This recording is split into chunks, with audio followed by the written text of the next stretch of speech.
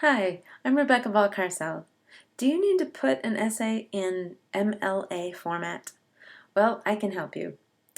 In most English classes in college, as well as other liberal arts fields like psychology or sociology, normally we follow the rules that the Modern Language Association give us for how to lay out the print on your paper. So, what the format of that page needs to look like. MLA tells us all these rules and we have to follow them. Here's an example of a paper that's in the proper format. Now notice a couple things. First of all, it has a header. That is on this side, and it first has your name. The second thing is your professor's name.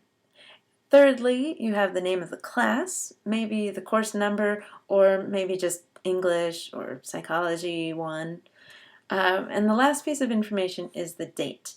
And usually that's the date that the essay is due or the date that you printed it out. Those are the 4 pieces of information that go in the header. Now you notice then that we have a title next. And this title is not in bold. It is also not in italics. And it is also not big or small compared to the rest of the paper. In fact, the whole paper is in 12-point font. That's the preferred font size for MLA. MLA will also let you do it in 10-point font, but that's it, 10 or 12. They're really pretty strict, aren't they? Okay, so you've got your font, you've got your header, you're going to put the title not in any special font or size, but the same as the rest of the paper. You're also going to make the font be Times New Roman. I know, it's kind of a boring font, but it has become the default font for all MLA papers.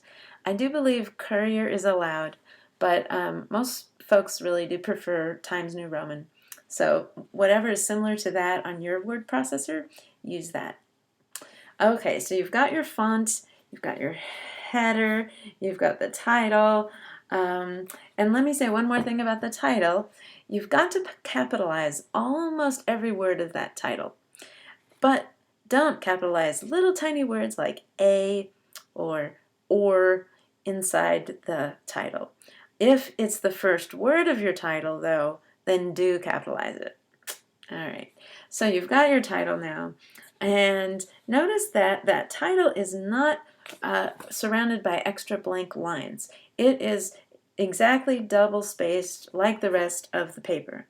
And while we're at it, yes, the whole thing is double spaced. So not 1.5, not single, but double spaced. And we have 1-inch margins all the way around, top, bottom, and sides. Now, probably your word processor is already set for a 1-inch margin all the way around. If you don't touch it, you're probably fine. However, you should be able to go into some kind of settings or format, drop-down menu, and set the margin sizes. And for MLA, it's got to be 1 inch. Okay, so let's see, what else can I tell you? Oh, notice that these paragraphs are indented. So the first word of each paragraph is, you need to push tab or at least space over. Tab is better. But scoot over that first word and continue to let the text wrap around. Also, do not make the text equal on both sides. The left margin should be ragged and the right margin should be straight. Okay, I also need to tell you about the page numbers. Up in the right-hand corner of MLA papers is a page number, but not just a page number. Actually, it has a last name and then the page number. So you've got to put your last name space 1 on the first page. On the second page, you put last name space 2. This can be a little tricky to set up on your computer.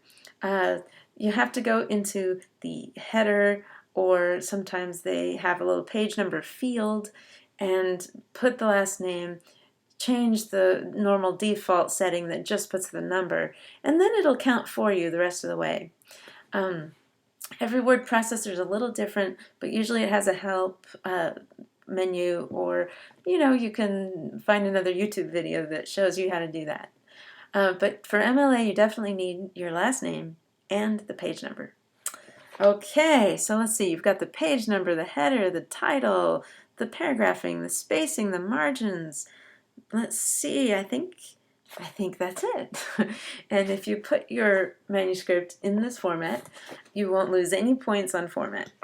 Now, if you're going to start quoting, then you need a whole bunch more information and a works cited page at the end of your essay, and some parenthetical, in parentheses, you'll have to put where your quotes came from. And that will have to be the subject of another video. But you're off to a good start here. Good luck.